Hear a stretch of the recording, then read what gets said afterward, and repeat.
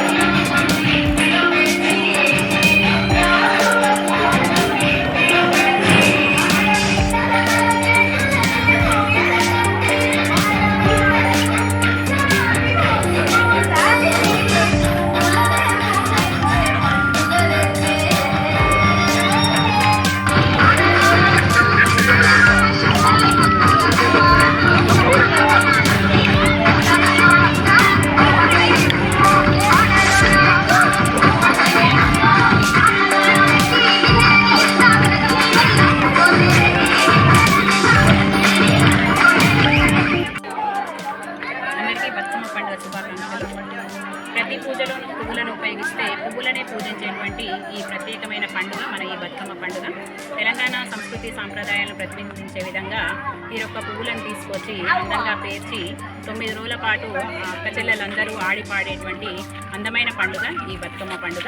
కేవలం పువ్వులతో ఆటపాటలతోనే కాదు, అందులో బంధుత్వాల గురించి, బాంధవ్యాల గురించి చక్కగా పాటలు అల్లి అక్కచెల్లెలందరూ ఒక చోట చేరి పాడుకునేటువంటి, ఆడి పాడేటువంటి ప్రత్యేకమైన ఈ బతుకమ్మ పండుగ సందర్భంగా మీ అందరికీ మరొకసారి శుభాకాంక్షలు.